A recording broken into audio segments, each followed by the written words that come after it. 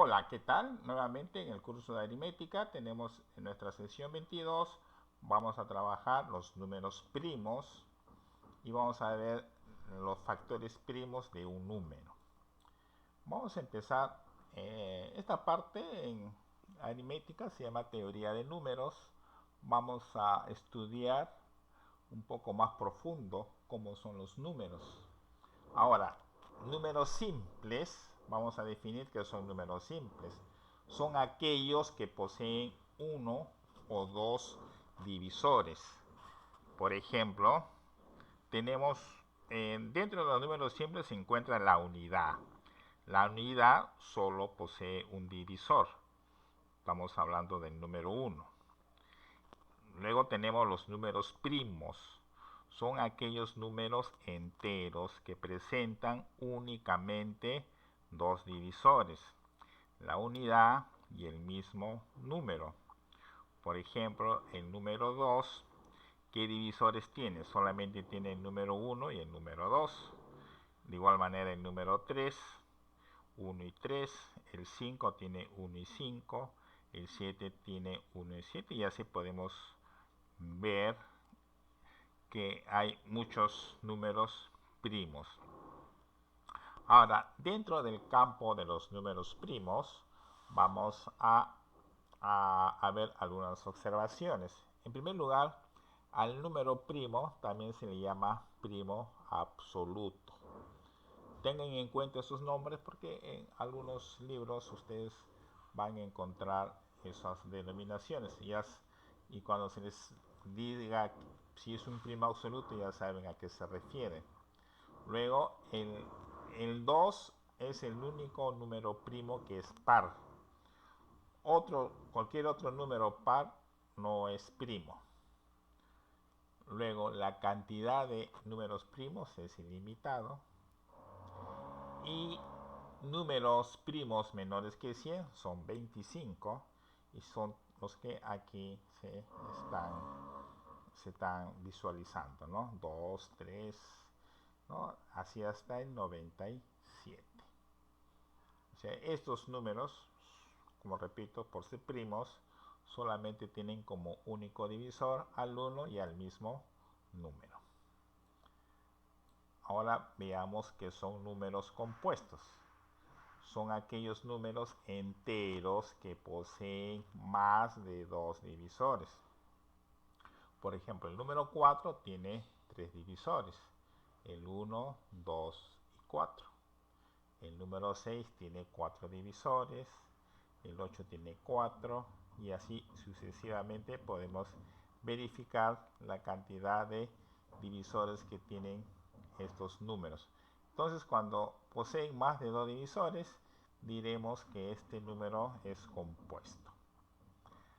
Ahora, números primos entre sí, que en siglas se les denomina PSI o coprimos.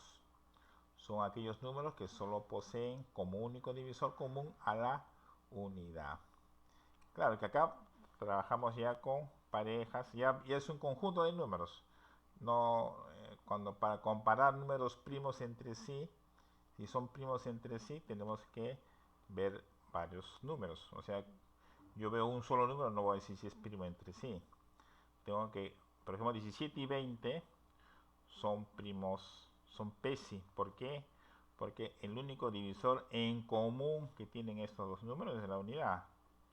No confunda, porque ustedes me dirán, 17 es primo y 20 es, si tiene más divisores. No, eso no tiene que ver, sino ustedes tienen que ver que ambos números, el único divisor común es la unidad.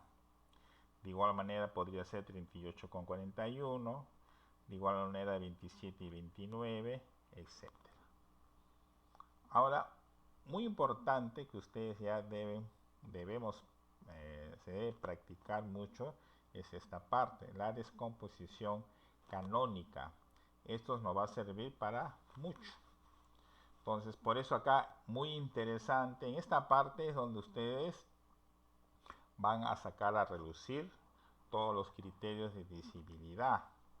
Sobre todo divisibilidad por 2, por 3, 5, 7. Todos esos números ustedes ya deben de saber realizar, ¿no? Sacar poder dividir entre 2, poder dividir entre 3, entre 5. O ustedes a simple vista darse cuenta si yo lo puedo dividir por 2, por 3 o por 5. Entonces, ¿qué cosa significa descomposición canónica? Descomponer canónicamente un número es expresarlo en producto de sus factores primos. Entiendan, es la descomposición de sus factores primos. En realidad toda la clase hemos hecho esta teoría previa para llegar a esta parte que es la más interesante. Tengamos el siguiente ejemplo. Por ejemplo, me dan el número 180 y nos piden descomponerlo. Entonces, ¿qué hago yo? 180 divido. Como yo sé que termina en 0, es divisible por 2. Sería 90. Termina en 0, es divisible por 2. Y 45 es divisible por 3. 15 es divisible por 3. Y 5 es divisible entre 5. ¿Se dan cuenta? Toda esta hilera que tiene que aparecer acá tienen que ser números primos.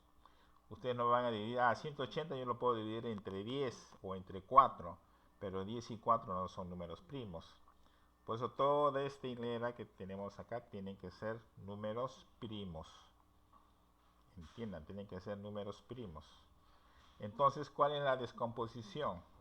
Dice que tiene que ser, lo puedo expresar en producto de sus factores primos.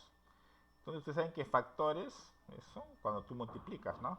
Entonces yo tengo 2, pero 2 se multiplica 2 veces, entonces sería 2 al cuadrado. 3 se multiplica 2 veces, sería 3 al cuadrado y por 5. Entonces 180 es lo mismo que 2 al cuadrado por 3 al cuadrado por 5. Si ustedes realizan esta operación, les tiene que resultar igual 180. Repito, cuando ustedes hacen esta descomposición ya ahí queda, porque estamos partiendo de 180 y estamos llegando a estos valores. Entonces, en general, un número n se descompone de la siguiente manera: a a la alfa por b a la beta por c a la teta, etcétera, donde a, b y c son números primos. Ojo, muy importante, estos tienen que ser números primos. Listo. Luego hay formas prácticas para ganar tiempo. Cuando tenemos números que terminan en ceros, significa que a veces está multiplicado por si termina en 0, significa que este número está multiplicado por 10. Entonces yo puedo hacer, por ejemplo, 3000 es como que yo estoy multiplicando por 1000. O sea, si yo divido por 1000 sería 2 por 5, 2 por 5, 2 por 5, ¿no? Y luego quedaría solamente 3. Entonces la descomposición sería 2 al cubo por 3 y 5 al cubo, ¿no? Una forma más rápida de realizar la descomposición canónica. Entonces, estimados alumnos, hasta acá hemos aprendido que son números primos, que son números compuestos y cómo podemos descomponer en factores primos a un número, ¿no? Esto es parte de la teoría de números. Entonces, continuamos la próxima clase con más temas al respecto. Gracias.